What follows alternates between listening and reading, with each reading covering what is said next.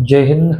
मी संकेत कांते तुम्हा सर्वांचं पुन्हा एकदा स्वागत करतो विक्ट्री जी के अकॅडमी या आपल्या यूट्यूब पेजवरती.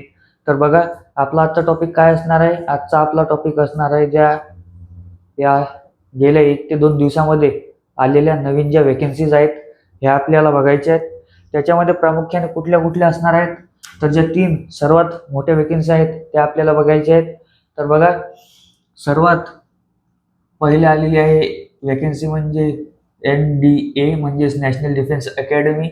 दुसरी आलेली आहे CDS कंबाईंड डिफेन्स सर्व्हिसेस आणि तिसरी आलेली आहे SSC CGL. तर ह्या तिन्ही ज्या आहेत, ह्या तिन्ही वेकेन्सी ज्या आहेत ह्या सेंट्रल लेवलच्या वेकेन्सीज आपण बघायला मिळतात. तर बघा, ह्या तिन्ही वेकेन्सीज बघत असताना सर्वप्रथम आपल्याला काय बघायचं आहे, तर आपल्याला सर्वप्रथम जे आहे NDA चं जे क्वालिफिकेशन, पदं किती आहेत, पेपर कधी होणार आहे हे आपल्याला बघायचं आहे. तर बघा, सर्वात प्रथम NDA, तदनंतर CDS आणि SSC CGL आपण बघणार आहोत.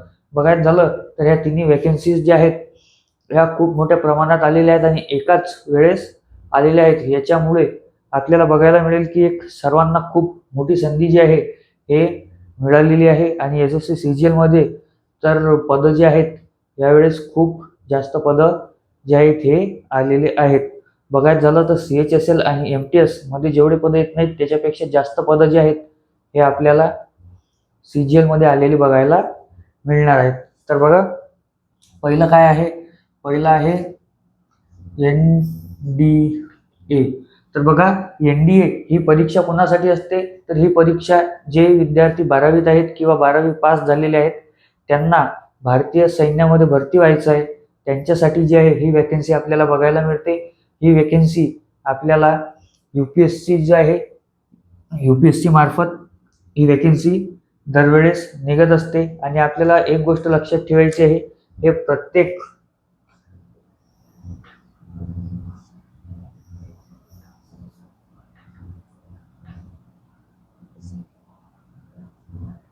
वर्षी किती वेळा, तर 2 वेळा ही वेकेन्सी आपल्याला बघायला मिळते. तर बघा, आता हे जी वेकेन्सी आहे, ही जी नोटिफिकेशन आता आलेली आहे या वेकेन्सीची, ती जी आहे ती UPSC NDA 2026 ची आहे, म्हणजे या वर्षीची दुसरी आहे. जशी पहिली वेकेन्सी आहे तिचा पेपर झालेला आहे. तर बघा, याच्यामध्ये तुमचा शैक्षणिक पात्रता काय असायला हवी, तर बघा, ते नॅशनल डिफेन्स अकॅडमी जी आहे याच्यासाठी तुमची शैक्षणिक पात्रता जी आहे ही 12वी पास असायला तुम्ही हवे. तर बघा,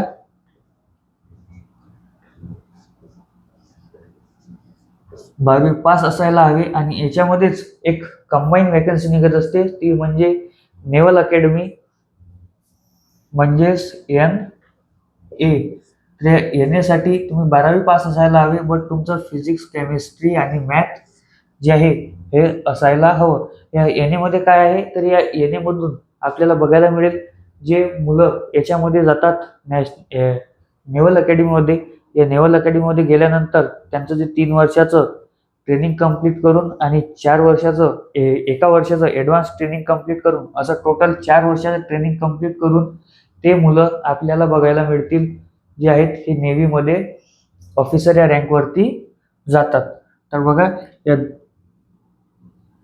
या NAच्या जे आपल्याला वेकेन्सीज आहेत ह्या NDA पेक्षा कमी बघायला मिळतात. आणि या दोघांच्याही टोटल कंबाईन वेकेन्सीज किती आलेल्या आहेत, त्या टोटल जागा किती आहेत, 351 एवढ्या जागा आपल्याला आलेल्या बघायला मिळतील.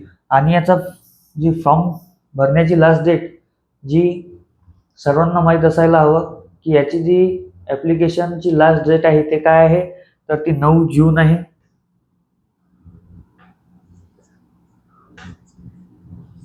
9 जून 2026. आणि तुमचं जी रिटर्न होणार आहे, म्हणजेच तुमची जी लेखी परीक्षा होणार आहे, जी UPSC कंडक्ट करत असते, ती कधी होणार आहे, ती 13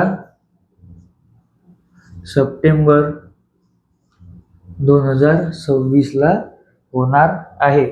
आता बघा, या UPSC मार्फत होणाऱ्या सर्व परीक्षांची ही एक चांगली गोष्ट आहे. त्याच्यामध्ये फॉर्मची लास्ट डेट म्हणजे लास्ट डेट असते आणि एक्झामची डेट म्हणजे एक्झामची डेट असते. त्याच्यामुळं जर तुमची शैक्षणिक पात्रता आणि तुमचं जर वयाचं बघायचं झालं तर वय जे आहे तुमचं हे आपल्याला बघायला मिळेल 16.5 ते 16.5 ते 18.5 पर्यंत तुमची वयोमर्यादा ही याच्यामध्ये असते. तर बघा, हे झालं तुमचं NDA साठी. आणि याचं जर बघायचं झालं तर NDAच्या पेपरमध्ये जे तुम्हाला सब्जेक्ट बघायला मिळतात ते काय असतात, त्याच्यामध्ये प्रामुख्याने एक सेपरेट मॅथचा पेपर येतो, एक सेपरेट इंग्लिशचा पेपर येतो आणि एक जो आहे जनरल नॉलेजचा पेपर असतो. असे एकाच दिवशी तुम्हाला 3 पेपर जे आहेत हे द्यावे लागतात. बघा, हे तिन्ही पेपर जे आहेत हे 12वीच्या मुलांचा विचार करून काढलेले असतात. त्याच्यामुळे यांची काठिण्य पातळी जी आहे हे आपल्याला थोडीशी कमी बघायला मिळते ॲज कम्पेअर CDS वॅकन्सीज. तर बघा, हे झालं NDA. तर नंतर आपल्याला काय बघायचं आहे, तर नंतर आपला जो दुसरा पॉईंट असणार आहे तो असणार आहे CDS. तर बघा, CDSच्या ज्या वॅकन्सीज आहेत ह्या वर्षातून आपल्याला 2 वेळा निघालेल्या बघायला मिळतात. आणि ह्या दोन्ही वेळा एक्झाम जी आहे ही कोण कंडक्ट करत असतं, ही एक्झाम UPSC मार्फत म्हणजेच आपलं जे युनियन पब्लिक सर्व्हिस कमिशन आहे हे घेत असतं. तर बघा, UPSC मार्फत होणारी CDS परीक्षा, या CDS परीक्षेमधून काय होतं, तुम्हाला जे आहे हे परीक्षा पास करून तुम्ही IMA किंवा IFA किंवा INA किंवा OTA या 4 पैकी कुठल्याही एका अकॅडमीला जॉईन करून भारतीय सैन्यामध्ये क्लास 1 ऑफिसर जे आहे हे तुम्ही बनू शकता. तर बघा, IMA जे आहे हे इंडियन मिलिटरी अकॅडमी, IFA म्हणजेच इंडियन एअरफोर्स अकॅडमी, INA म्हणजेच इंडियन नेव्हल अकॅडमी हिजिमाला. तर बघा, OTA म्हणजेच ऑफिसर्स ट्रेनिंग अकॅडमी चेन्नई. तर बघा, हे OTA जे आहे याच्या वॅकन्सीज आपल्याला सर्वात जास्त बघायला मिळतात. कारण की ही वॅकन्सी कशी असते, तर ही वॅकन्सी शॉर्ट सर्व्हिस कमिशन असतं. याच्यामध्ये तुमची जी एक टर्म सर्व्हिस असते म्हणजेच जो तुमचा जवळपास ठराविक पिरियड असतो 10 ते 12 वर्षाचा, ती सर्व्हिस झाल्यानंतर तुम्हाला जी आहे ती सर्व्हिस जी आहे ही 2-2 वर्षांनी वाढवून मिळत असते. बट याच्यामध्ये कसं असतं, याच्यामध्ये तुम्ही परमनंट कमिशन ऑफिसर असता. ज्यावेळेस तुम्ही परमनंट कमिशन ऑफिसर असता त्यावेळेस तुम्हाला बघायला मिळेल की तुमची जी सर्व्हिस आहे हे तुमची जी वयाची अट आहे 53 वर्ष होईपर्यंत जी आहे ही चालत असते. तर बघा, आता याचे जे बघायचं झालं तर याच्या ज्या वॅकन्सीज आहेत ह्या आपल्याला 451 यावेळेस आलेल्या आहेत. आता ह्या ज्या वॅकन्सी आलेल्या आहेत 451, याच्यामध्ये सर्वात जास्त ज्या वॅकन्सीज आहेत या OTA आहेत. त्या किती, तर 200+ वॅकन्सीज ज्या आहेत या OTA आलेल्या आहेत. आणि जर बघायचं झालं तर ह्या ज्या 3 अकॅडमीज आहेत यांच्यासाठी जो पेपर होतो तो पेपर जो आहे त्या पेपरामध्ये आणि OTA साठी होणाऱ्या पेपरामध्ये आपल्याला एक डिफरन्स बघायला मिळतो. त्या OTA जो पेपर असतो ऑफिसर्स ट्रेनिंग अकॅडमीचाच, त्याच्यामध्ये आपल्याला बघायला मिळेल की तुमचा जो मॅथचा पेपर असतो हा होत नाही. याच्यामध्ये फक्त तुम्हाला GK प्लस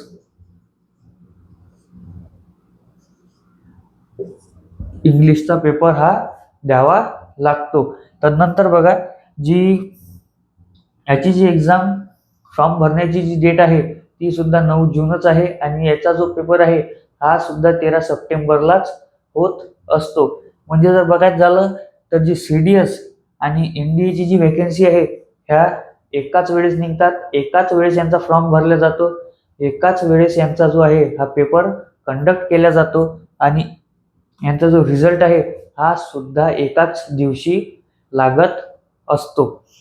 तर बघा, तदनंतर याच्यामध्ये जर बघायचं झालं तर शैक्षणिक पात्रता तुमची जी आहे ही पदवीधर असणार आहे. म्हणजेच तुम्ही जर तुमच्या ग्रॅज्युएशनच्या जर आखरीच्या वर्षात असाल, म्हणजे जर फायनल इयरला असाल, तरी तुम्ही याच्यामध्ये जो आहे तुमचा फॉर्म जो आहे हा अप्लाय करू शकता. बट याच्यामध्ये कंडिशन अशी राहतं की ज्या वेळेस तुमचं सर्व होऊन जातं, तुमचं ग्रॅज्युएशन कंप्लीट करण्यासाठी जो तुम्हाला वेळ दिलेला असतो त्या वेळेमध्ये तुमचं ग्रॅज्युएशन कंप्लीट व्हायला हवं. तर बघा, तदनंतर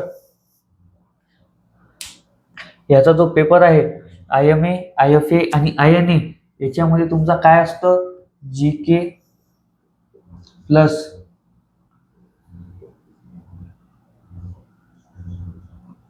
इंग्लिश प्लस मॅथ जे आहे हे तुम्हाला असतं. तर बघा, हे झालं CDS बद्दल. आणि आता तदनंतर SSC CGL बद्दल आपण बघणार आहोत. तर बघा, SSC CGL मार्फत आपल्याला बघायला मिळेल मंत्रालयातील जे दिल्लीतील मंत्रालय असतात याच्यातील विविध पदं जे आहेत हे भरल्या जातात. याच्यामध्ये ऑडिटर असेल, असिस्टंट सेक्शनल ऑफिसर असेल, किंवा इन्कम टॅक्स ऑफिसर असेल, एक्साइज ऑफिसर असेल, NIA ऑफिसर असेल, किंवा अशाच प्रकारचे जे आहेत खूप सारे पदं याच्यामधून भरल्या जातात. तर बघा, कुठली वेकेन्सी आहे ही आहे SSC CGL. तर बघा, SSC CGL. आता SSC CGL ही एक्झाम जी आहे ही वर्षातून एकच वेळा होत असते, हे तुम्ही लक्षात ठेवा. कारण की याची जी प्रोसेस आहे ही थोडी जी आहे ही थोडी लॉंग चालते. कारण की याच्यामध्ये तुम्हाला जे आहे प्री म्हणजेच पूर्व परीक्षा,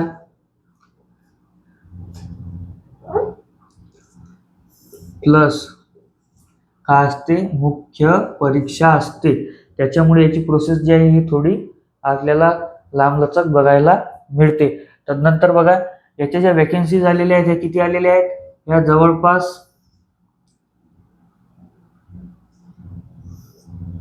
12,000 प्लस वॅकन्सीज ज्या आहेत ह्या SSC CGLच्या आलेल्या आहेत.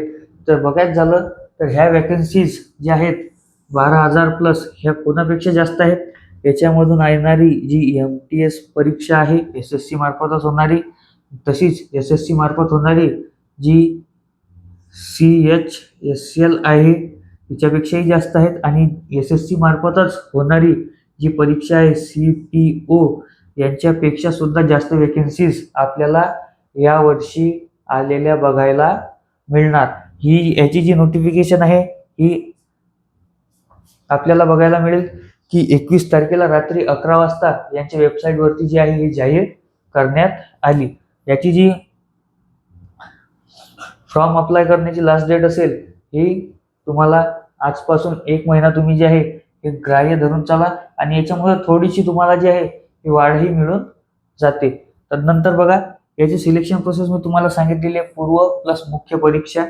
याच्यामध्ये काही काही पोस्ट अशा आहेत याच्यासाठी तुम्हाला जे आहे हे थोडंसं जे एक्स्ट्रा जी तुमची टायपिंग असेल किंवा कुठलं जे स्किल टेस्ट असेल हे सुद्धा द्यावं लागतं. तदनंतर बघा, याच्यामध्ये तुमचं जे एज्युकेशन क्वालिफिकेशन असायला हवं ते काय असणार आहे, ते असणार आहे तुम्ही पदवीधर असायला हवे.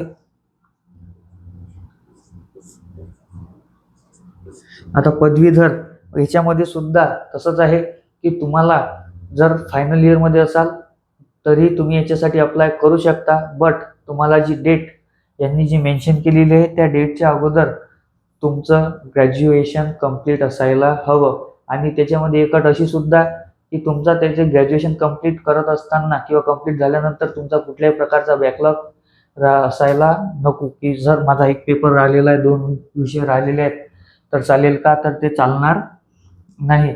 त्यानंतर बघा काय आहे, याची जी पूर्व परीक्षा आहे ही आपल्याला सप्टेंबर किंवा ऑक्टोबरमध्ये बघायला मिळेल. आणि तसंच बघायचं झालं तर तुम्ही सप्टेंबरच ग्राह्य धरा, कारण की याचा जो पेपर आहे हा जवळपास सप्टेंबरमध्येच ॲज युजली होत असतो. तर नंतर बघा आता याच्यामध्ये काय आहे, तर SSC CGL आणि जी CDS आहे या दोघांना आपण थोडं कम्पेअर करून बघू की या दोघांमध्ये फरक जो आहे हा काय असतो. तर बघा SSC CGL आणि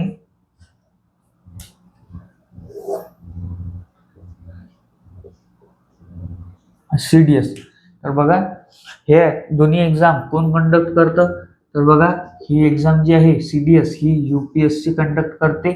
SSC CGL ही एक्झाम पहिले TCS कडे याचं टेंडर होतं, आता जे आहे हे एड्युकेटीकडे गेलेलं आहे. आणि जेव्हापासून एड्युकेटीकडे हे टेंडर गेलेलं आहे तेव्हापासून याच्यामध्ये आपल्याला जे आहे हे घपले सुद्धा वाढलेले बघायला मिळतील आणि पेपर फुटीमध्ये सुद्धा वाढ झालेली बघायला मिळेल.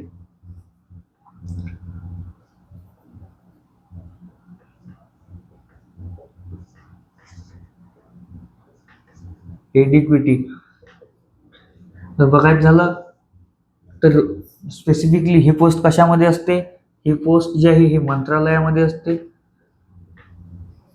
तुम्हाला जे मंत्रालयीन कामं असतील किंवा ऑफिस वर्क असेल त्याच्यामध्ये पोस्ट बघायला मिळते. आणि ही कशी आहे, ही ग्राउंड वर्क पोस्ट आहे. म्हणजेच तुम्ही जर सैन्याचे मोठे अधिकारी झालात तर याच्यामध्ये जी पोस्ट मिळणार आहे तुम्हाला ती लेफ्टनंट पोस्ट मिळणार आहे. तुम्हाला बघायला मिळेल की आर्मीमध्ये जे कमिशन ऑफिसर असतात किंवा गॅजेटेड ऑफिसर असतात त्यांची सुरुवात जी आहे ही लेफ्टनंट पासून होते. आणि बघायचं झालं तर ही जी आहे ही फील्ड वर्क पोस्ट असते.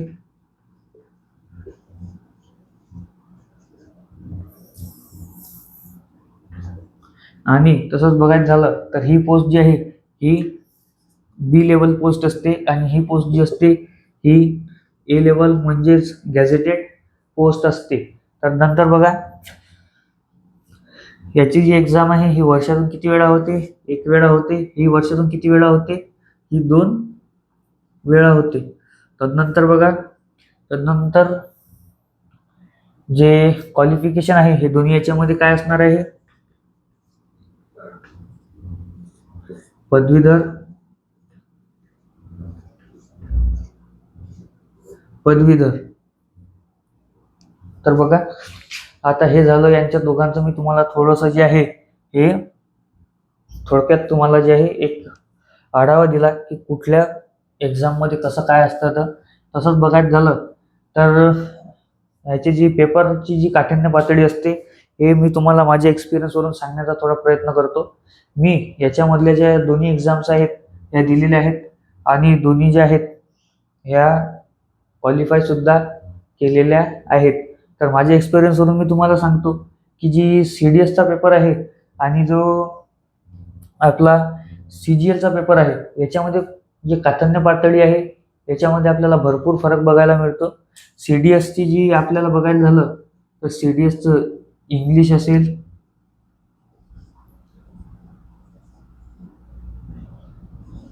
मॅथ्स असेल किंवा GK असेल याची जी लेवल आहे ही आपल्याला ऑलवेज जास्त बघायला मिळणार आहे.